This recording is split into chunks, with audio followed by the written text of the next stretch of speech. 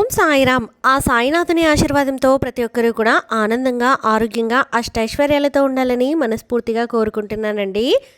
అనంతకోటి బ్రహ్మాండ నాయక, రాజాదిరాజా యోగిరాజా పరబ్రహ్మ, శ్రీ సచ్చిదానంద సద్గురు సాయినాథ్ మహారాజుకి జై. ఎక్కడెక్కడో తిరిగి ఎక్కడా కూడా మీ సమస్యకు పరిష్కారం దొరకక అయోమయ పరిస్థితిలో ఏం చేయాలో పాలుపోక ఉన్నారా? అయితే మీకోసమే ఇప్పుడు నేను చెప్పబోయే విషయం శ్రీ షిరిడి సాయిబాబా జ్యోతిషాలయం అండి. గురువుగారు సిద్ధాంతి సుబ్రహ్మణ్యం రాజు గారు. మీరు ఎక్కడికి వెళ్లాల్సిన అవసరం లేదండి. ఫోన్లో గురువుగారిని సంప్రదిస్తేనే ఒక అంజనం వేసి మీ సమస్య ఏంటి, దానికి పరిష్కారం ఏంటి అనేది మీకే స్వయంగా గురువుగారు వివరిస్తారు. మీరు ఒక్కసారి నమ్మకంగా కాల్ చేసి చూడండి, మీకే అర్థమవుతుంది నేను ఎందుకు ఇంత నమ్మకంగా చెప్తున్నాను అనేది. గురువు గారిని సంప్రదించాల్సినటువంటి ఫోన్ నెంబర్ 9908224144. మీకున్నటువంటి ఆర్థిక సమస్యలు, ఆస్తి తగాదాలు, నాగదోషము, నరదిష్టి సమస్యలు, భార్యాభర్తల మధ్య అన్యోన్యత లేకపోవడం, కుటుంబంలో చాలా గొడవలు జరుగుతూ ఉండడం, స్త్రీ పురుషుల వశీకరణం, ఎటువంటి సమస్యలైనా సరే మీరు గురువుగారిని సంప్రదించి మీ సమస్యకి పరిష్కారాన్ని తెలుసుకోండి. మీరు ఎక్కడికో వెళ్ళాల్సిన అవసరం అసలు లేదండి. గురువు గారిని సంప్రదించాల్సినటువంటి ఫోన్ నెంబర్ 9908224144. ఈరోజు బాబాగారు మన కోసం అందిస్తున్నటువంటి సందేశం ఏంటి అంటే, తల్లి ఇది కథ కాదు, దండం పెట్టి చెప్తున్నానమ్మా. నీ జీవితం ఈ కర్మఫలం ఎదురు చూస్తూ ఉంది. వెంటనే నీ భర్తకు ఈ మాట చెప్పమని బాబాగారైతే అంటున్నారండి.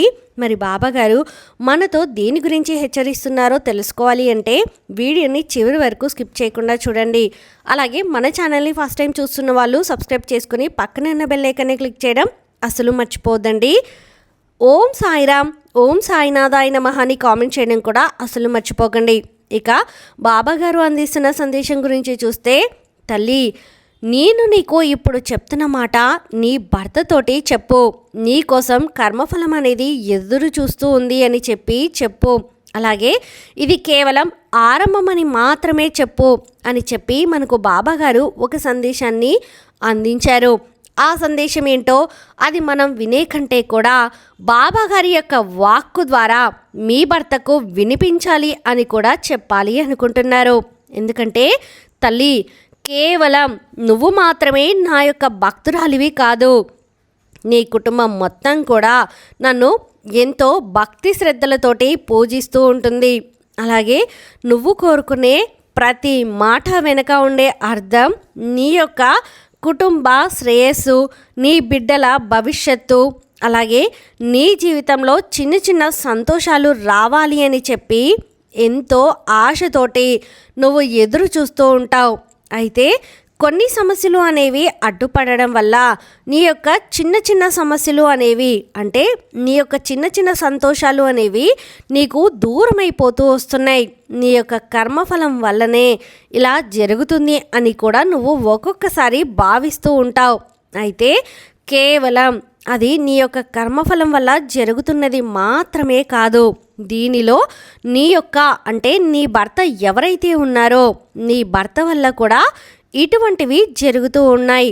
ఎందుకు ఈ మాట చెప్తున్నాను అనేది ఇక్కడి నుంచి నువ్వు జాగ్రత్తగా వినే ప్రయత్నం చెయ్యి. తల్లి, భార్యాభర్తలు ఇద్దరూ కూడా ఒకే మాట మీద ఉండి ఇద్దరు ఒకరికొకరు ఏదైనా ఒక విషయాన్ని సంప్రదించుకొని దానికి తగ్గట్లుగా ఇద్దరు ఒక అడుగు ముందుకు వేసి కుటుంబాన్ని ఒక సక్రమమైన మార్గంలో నడిపించుకుంటూ వెళ్ళాలి.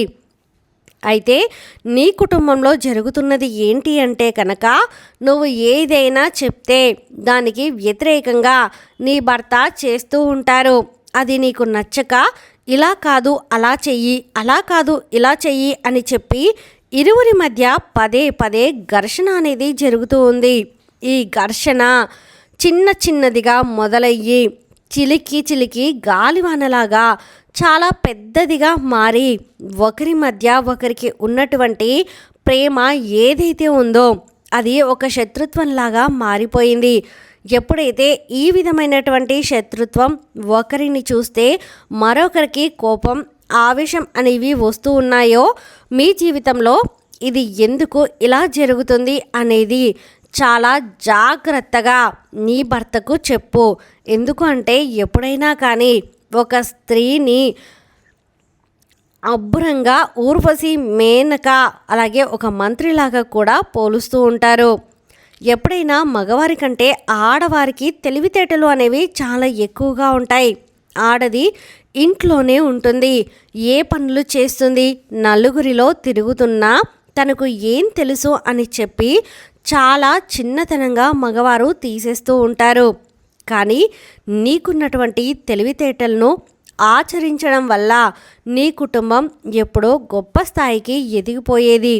కానీ నీ భర్త ఇటువంటి చిన్న చిన్న పొరపాట్లు అనేవి చేస్తూ ఉండడం వల్ల ఆ కర్మ ఫలితం కారణంగానే ఇటువంటివన్నీ కూడా జరుగుతూ మీ యొక్క కుటుంబంలో సంతోషం అనేది లేకుండా పోయింది.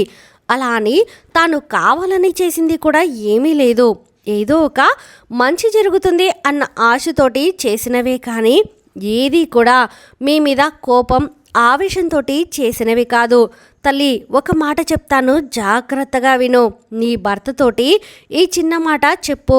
ఏమని అంటే కనుక, ఎప్పుడైనా కానీ నువ్వు ఏదైతే చెయ్యాలి అనుకుంటున్నావో ఆ చెయ్యాలి అనుకున్నటువంటి పని అని ఒక్కసారి నాతో చెప్పి చెయ్యి. నేను ఆ పనిని ఒక్కసారి ఆలోచించి ఇది సరైనదా కాదా అని ఒక నిర్ణయాన్ని నీకు చెప్తాను. ఆ నిర్ణయం అనేది నీకు నచ్చింది అంటే సరిగ్గా దాన్ని నువ్వు ఫాలో అయితే కనుక మన కుటుంబంలో ఉండే సమస్యలు అనేవి దాదాపుగా తగ్గిపోతాయి. ఇది 1 సంవత్సరం పాటు నేను చెప్పిన విధంగా చేసి చూడు. మన కుటుంబంలో ఎంతటి సంతోషం అనేది అడుగు పెడుతుందో నువ్వే చూసి ఆశ్చర్యపోతావు అని చెప్పి నీ భర్తతోటి ఈ ఒక్క మాట చెప్పి చూడు తల్లి. 1 సంవత్సరం సమయం అడిగి చూడు. ఈ సంవత్సరంలో నీ జీవితంలోకి ఎన్నో అదృష్టాలను, ఆనందాలను, సంతోషాలను నేను అడుగు పెట్టేలా చేస్తాను. ఇప్పటి వరకు తెలిసో తెలియకో నీ బిడ్డ అంటే నీ యొక్క భర్త చేసినటువంటి చిన్న చిన్న తప్పిదాలు కొన్ని ఎటువంటివి అంటే చాలా కష్టమైన పరిస్థితులు కూడా దారితీశాయి. కొంతవరకు ధనం కోల్పోవడానికి కారణమయ్యాయి. కొన్ని చోట్ల అవమానింపబడడానికి కూడా కారణమయ్యాయి. కానీ అవి ఏవి కూడా తను కావాలని చేసినవి కాదు. కాబట్టి ఈ ఒక్క మాట నీ భర్తకు చెప్పి చూడు. ఇక లేకపోతే ఆ కర్మఫలం అనేది ఏ విధమైనటువంటి మార్గాన్ని చూపిస్తుందో ఎవ్వరూ కూడా చెప్పలేరు. ఇది నేను నీ మంచి కోసం చెప్తున్నాను అని చెప్పి బాబాగారు అయితే అంటున్నారండి. ఈ వీడియో మీకు నచ్చితే ప్లీజ్ లైక్ చేయండి. మరికొంతమంది సాయి భక్తులకు వీడియోని షేర్ చేయండి. ఫస్ట్ టైం మన ఛానల్ని చూస్తున్న వాళ్ళు సబ్స్క్రైబ్ చేసుకొని పక్కనే ఉన్న బెల్ ఐకాన్ని క్లిక్ చేయడం అస్సలు మర్చిపోద్దండి. ఆ సాయినాథుని ఆశీర్వాదంతో ప్రతి ఒక్కరూ కూడా ఆనందంగా, ఆరోగ్యంగా, అష్టైశ్వర్యాలతో ఉండాలని మరొక్కసారి మనస్ఫూర్తిగా కోరుకుంటున్నానండి. సర్వే జన సుఖినో భవంతు. ఓం సాయిరామ్.